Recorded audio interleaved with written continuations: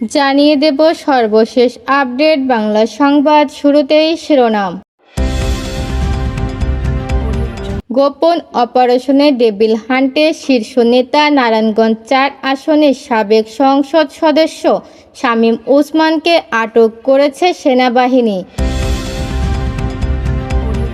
এবং সর্বশেষ জানাবো, জাতীয় নির্বাচনকে প্রভাবিত করতে ভিন্ন নামে ভিন্ন চেহারায় বাংলাদেশে প্রবেশ করেছে ভারতের গোয়েন্দা সংস্থা এর একদল অপারেটিভ। এতক্ষণ শুনছিলেন সংবাদ শিরোনাম, এখন জানিয়ে দেব বিস্তারিত। আওয়ামী লীগ সরকার ক্ষমতা থাকা অবস্থায় নারায়ণগঞ্জে একচ্ছত্র আধিপত্য বিচার করেছিলেন নারায়ণগঞ্জের ৪ আসনের সাবেক সংসদ সদস্য শামীম ওসমান। সর্বমহলে তার একচ্ছত্র নিয়ন্ত্রণ থাকত। যে কেউ তার মতের বাইরে গেলেই তাকে নানাভাবে হুমকি ধামকির শিকার হতে হতো। নিজ দলীয় নেতাকর্মী থেকে শুরু করে প্রশাসনের কর্মকর্তা ও তার হয়রানি থেকে মুক্তি পেতেন না। ১৯৮১ সালে সরকারি তোলারাব কলেজের ভিপি নির্বাচিত হওয়ার থেকেই ছাত্র রাজনীতির নাম আসে শামীম ওসমানের। এরপর ১৯৯৬ সালে প্রথমবারের মতো জাতীয় সংসদ নির্বাচনে অংশগ্রহণ করেন তিনি। নির্বাচিত হওয়ার পর থেকে নারায়ণগঞ্জের স্থানীয় প্রশাসন থেকে শুরু করে পুরো নারায়ণগঞ্জ ছিল তার নিয়ন্ত্রণে। শেখ হাসিনার প্রশ্রয় পেয়ে নারায়ণগঞ্জে এ সময়ে তার অনুগতরা হয়ে ওঠেন এ জেলার হত্যাকর্তা। ওই সময় শামীম ওসমান বা তার অনুসারীদের বিরুদ্ধে নারায়ণগঞ্জ এ কথা বলার মতো সাহস খুব কম মানুষই দেখাতে পেরেছেন। স্থানীয়রা জানান, ২০০০ সালের ১৬ এপ্রিল সরকারি তোলারাব কলেজে জাহানারা ইমাম নামের একটি ভবন নির্মাণের উদ্বোধন করা হয়। উদ্বোধনী অনুষ্ঠান শেষে কলেজ প্রাঙ্গণে মুক্ত মঞ্চের সমাবেশ থেকে রাজাকার স্বাধীনতা যুদ্ধাপরাধীদের বিচার দাবি করা হয়। সেদিন সমাবেশ শেষে ঢাকা নারায়ণগঞ্জ লিংক রোডের নারায়ণগঞ্জ গোলাম আজম, দেলোয়ার হোসেন সাঈদী এবং আলী আহসান মোহাম্মদ মুজাহিদের প্রবেশ নিষিদ্ধ করে সাইনবোর্ড স্থাপন করা হয়। এরপরেই মূলত ওই এলাকার নামকরণ হয় সাইনবোর্ড। ওই সমাবেশে ৩ দিন পর মুন্সিগঞ্জ একটি কর্মসূচি ছিল মতিউর রহমান নিজামের, কিন্তু সেই অনুষ্ঠানে যেতে পারেনি নিজামী। এছাড়াও ওই বছরে নারায়ণগঞ্জের শহরের ডিআইটি বাণিজ্যিক এলাকার প্রতিটি বিচারে সাঈদী, গোলাম আজমের ও নিজামের ফাঁসি দেওয়া হয় প্রতীকীভাবে। এই নিয়ে একাধিকবার শামীম ওসমান বলেছেন, প্রতিটি প্রান্তিক সময়ে নারায়ণগঞ্জ থেকে ঘণ্টা বাজিয়েছি। জাহানারা ইমান ভবন করে ঘণ্টা বাজিয়েছিলাম। গোলাম আজমকে নারায়ণগঞ্জের মাঠে নিষিদ্ধ ঘোষণা করেছিলাম।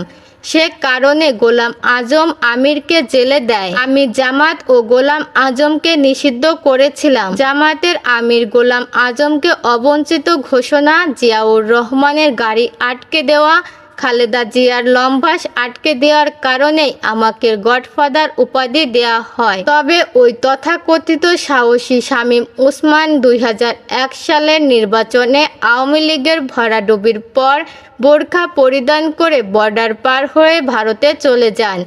সেখান থেকে পরবর্তীতে তিনি চলে যান কানাডায়। ২০০৬ সালে তিনি দেশে ফিরে এসে নারায়ণগঞ্জের রাজনৈতিক অঙ্গনে পুনরায় আবির্ভূত হলেও ২০০৭ সালে 1-11-এর পথ পরিবর্তনের আগের দিন তিনি দেশ ত্যাগ করেন। তিনি দেশে ফিরে আসেন ২০০৯ সালের এপ্রিল মাসে আওয়ামী লীগ ক্ষমতা গ্রহণের পর। ২০১১ সালে নারায়ণগঞ্জের মেয়র নির্বাচিত হয় বিনা প্রতিদ্বন্দ্বিতা করে, কিন্তু ততদিনে মাঝে নতুন খেলোয়াড় আবির্ভূত হন সেলিনা হায়াৎ তায়েবী। তায়েবীর কাছে শামীম ওসমানকে বিশাল ব্যবধানে পরাজিত হতে হয়। ২০১৪ সালের নির্বাচনে প্রয়াত অভিনেত্রী সারা বেগম কবরীকে বাদ দিয়ে আওয়ামী লীগ সরকার নারায়ণগঞ্জ ৪ আসনে এই বিতর্কিত শামীম ওসমানকেই মনোনয়ন দিয়েছিলেন। ১/১১ পরিবর্তনের পর ফখরুদ্দিন ও মঈনুদ্দিন এর সরকার দুর্নীতিবাজদের তালিকা করতে নির্দেশ দিয়েছিল দুর্নীতি দমন কমিশন বা দুদককে। ওই সময় দুদক ঘোষিত শীর্ষ ৫০ দুর্নীতিবাজের মধ্যে ৯ নম্বরে ছিলেন শামীম ওসমান। গ্রেপ্তারি পরোয়ানাও জারি করা হয়েছিল তার বিরুদ্ধে, কিন্তু বিদেশে পলাতক থাকায় সেই সময় তাকে গ্রেপ্তার করা যায়নি। আদালতের সেই সময় শামীম ওসমানের অস্থাবর সম্পত্তি ভোগের নির্দেশ দিয়েছিল। নারায়ণগঞ্জের টানবাজার পতিতাপল্লী উচ্ছেদ করা হয় শামীম ওসমানের নেতৃত্বে।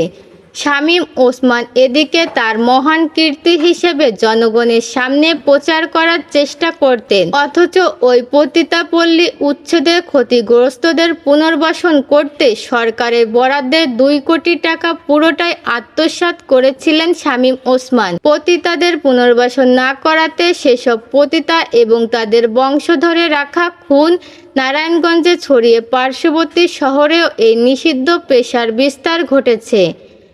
নারায়ণগঞ্জে বেসিক শিল্প এলাকা সবর নারায়ণগঞ্জের অন্যান্য এলাকার গার্মেন্টসের ঝুট ব্যবসায়ী শামীম ওসমান নিয়ন্ত্রণ করতেন। নারায়ণগঞ্জের শীতলক্ষ্যা বুড়িগঙ্গা নদীর বিভিন্ন খাত থেকে জাহাজের তেল চুরির সিন্ডিকেট তার অনুগত বাহিনী নিয়ন্ত্রণ করত। তাছাড়া ফুটপাত দখল করে হকারদের কাছ থেকে চাঁদা আদায়, বাস এবং পরিবহন থেকে চাঁদা আদায় ইত্যাদি নানা সিন্ডিকেট শামীম ওসমান প্রত্যক্ষ নির্দেশে নিয়ন্ত্রণ হতো।